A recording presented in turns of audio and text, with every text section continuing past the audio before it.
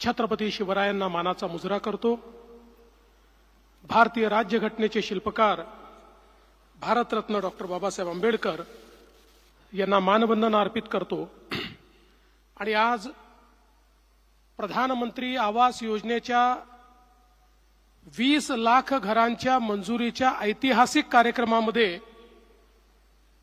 मंचावर उपस्थित असलेले भारताचे कणखर गृहमंत्री आणि ज्यांना लोहपुरुष म्हणून ओळखतात ते आदरणीय अमितभाई शहाजी, आमचे सहकारी माननीय एकनाथराव शिंदेजी, माननीय अजितदादा पवारजी, मंचावर उपस्थित मुरलीधर मोहोजी, चंद्रकांत दादा पाटीलजी, राम शिंदेजी, जयकुमार गोरेजी, योगेश कदमजी, माधुरीताई मिसाळ, सुजाता सौनिक, एकनाथ डवले, चंद्रकांत पलकुंडवार, समोर बसलेले सन्माननीय खासदार आणि आमदार आणि मोठ्या संख्येने या ठिकाणी उपस्थित असलेले लाभार्थी, सर्व आमच्या लाडक्या बहिणी आणि बंधूंनो, आत्ताच माननीय अमितभाई शहा यांनी 10 लाख खात्यांमध्ये या ठिकाणी पैसा जमा करायला बटन दाबली आणि आपण पाहू शकता सगळे मेसेजेस येणं सुरू झालेलं आहे आणि लोकांच्या खात्यामध्ये प्रत्यक्ष पैसे देखील जमा झाले आहेत। आजचा दिवस हा याकरता देखील ऐतिहासिक आहे की मोदीजींनी प्रधानमंत्री आवास योजनेच्या पहिल्या टप्प्यामध्ये आपल्याला 13.57 लाख म्हणजे 13,57,000 घरं दिली होती आणि दुसऱ्या टप्प्यात पहिल्याच वर्षी 20 लाख घरं महाराष्ट्राला दिलेली आहेत। हा एक रेकॉर्ड आहे।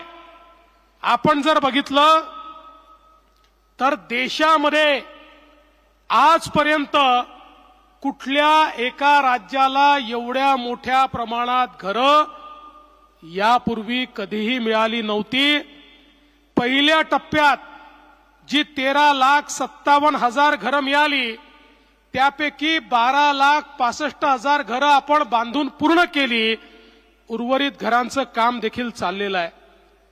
पण मी विशेष अभिनंदन करेन ग्रामविकास विभागाचं, कारण जानेवारी महिन्यामध्ये केंद्रीय ग्रामविकास मंत्री माननीय शिवराज सिंग चौहान साहेबांनी याच पुण्यामध्ये मला पत्र दिलं 20 लाख घरांच्या मंजुरीचं आणि आपण ग्रामविकास विभागाला सांगितलं की 100 दिवसामध्ये या 20 लाख घरांना प्रत्यक्ष मान्यता मिळाली पाहिजे।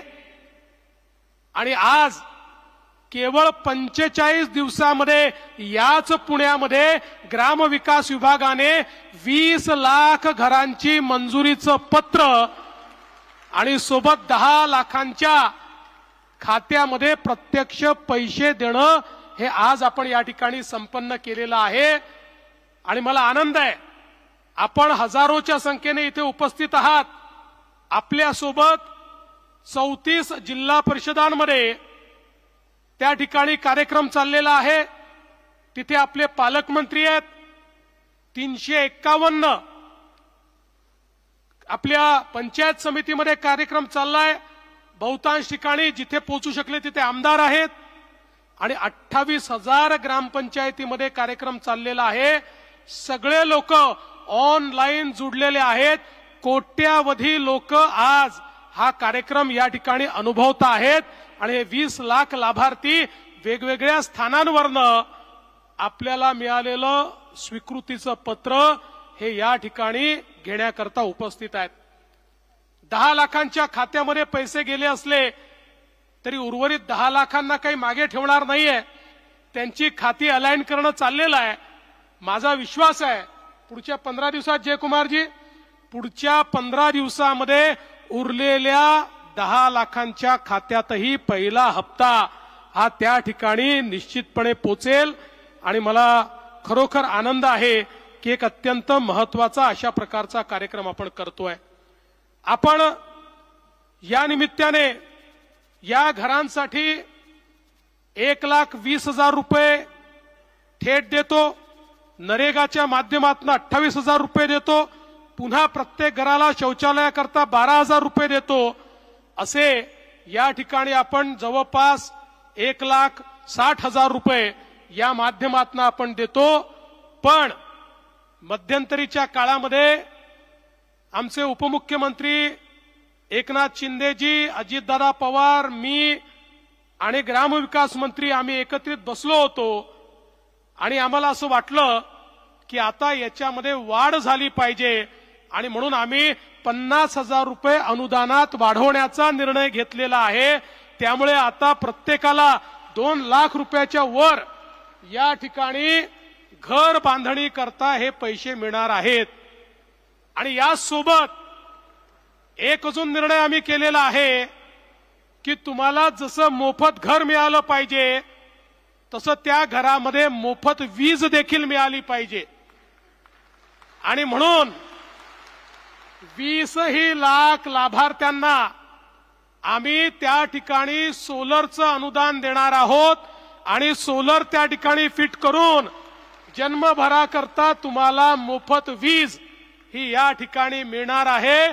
कारण मोदीजींच्या ठाई केवळ समाजातला गरीब शेतकरी, शेतमजूर, बाराबलुतेदार हा त्यांच्या पहिल्या रांगेमध्ये बसतो आणि म्हणून मोदीजींनी सांगितलं हा जो शेवटचा माणूस आहे त्याची पहिले चिंता करा, त्याला घर द्या, त्याला शौचालय द्या, त्याला या ठिकाणी मोफत वीज द्या। आणि म्हणून हा कार्यक्रम या ठिकाणी आम्ही हातामध्ये घेतलेला आहे। आपण जर विचार केला तर इतक्या मोठ्या प्रमाणात हा सगळा निधी या ठिकाणी आपल्याला मिळणार आहे। आणि यासोबत आपण 13 लाख घरं, मागचे 20 लाख घरं आताचे, आणि यासोबत आपल्या ज्या वेगवेगळ्या योजना आहेत, रमाई आवास योजना, शबरी आवास योजना, पारधी आवास योजना, अटल बांधकाम कामगार योजना, अहिल्या आवास योजना, यशवंतराव चव्हाण मुक्त वसाहत आणि ओबीसी करता सुरू केलेली मोदी आवास योजना, या सगळ्या योजनांच्या अंतर्गत आपण 17 लाख घरं बांधतो आहोत। म्हणजे एकूण जर आपण विचार केला तर महाराष्ट्रामध्ये 51 लाख कुटुंबांना घरं देण्याचं काम हे मोदीजींच्या नेतृत्वामध्ये राज्य सरकारच्या माध्यमातून चाललेलं आहे। आणि याच्यावरची गुंतवणूक किती आहे? 70,000 कोटी रुपये याकरता आपण गुंतवणूक करतो आहोत। आणि सोलार जर त्याच्यामध्ये ऍड केला तर हळूहळू 1 लाख कोटी रुपये आपण केवळ आमच्या सामान्य माणसाला घरं देण्याकरता या ठिकाणी वापरणार आहोत। या निमित्ताने मला एवढंच सांगायचं आहे की अतिशय चांगल्या पद्धतीनं ग्रामविकास विभागाने हे जे काम केलेलं आहे त्याबद्दल मी ग्रामविकास विभागाचे आमचे मंत्री जयकुमार गोरेजी, आमचे राज्यमंत्री योगेशजी, आमचे सचिव आणि ग्रामविकास विभागाच्या अंतर्गत जिल्हा पातळीवर काम करणारी मग ती सगळी टीम, जिल्हा परिषदेची असो, ती जिल्हाधिकाऱ्यांची असो, ती विविध विभागांची असो, या सगळ्यांचं अभिनंदन करतो। पण तुमचं काम आता चालू झालेलं आहे, संपलेलं नाहीये। आता पैसे खात्यात गेल्यानंतर पहिल्या हप्त्याच्या अनुरूप त्यांनी काम केले की नाही हे बघणं, त्याचं सर्टिफिकेशन करणं, त्याचं जिओ टॅगिंग करणं आणि मग लगेच दुसऱ्या हप्त्याचे पैसे त्यांना देणं आणि घर पूर्णपणे बांधून घेणं हे अत्यंत महत्वाचं आहे। हे काम आपल्याला पूर्ण करायचं आहे। आणि हे करत असताना आपल्या नियमानुसार घर हे जसं घरातल्या पुरुषाच्या नावावर असेल तसंच आमची जी भगिनी आहे तिचंही नाव हे त्या घरामध्ये असलंच पाहिजे, हा देखील आपण ठरवलेला आहे। त्यामुळे सगळ्या भावांना विनंती आहे की आमच्या बहिणीचं, आमच्या वहिनीचं नाव हे त्या घरामध्ये असलं पाहिजे, याची काळजी आपल्या सर्वांना घ्यायची आहे। आणि माझी विनंती आहे की चांगल्या प्रकारे आपण या ठिकाणी हे बांधकाम करावं, कारण आपल्याला सगळ्या प्रकारची मदत आम्ही करतो। रेती देखील त्या ठिकाणी 5 ब्रासपर्यंत मोफत देण्याचा निर्णय आपण यापूर्वी केलेला आहे।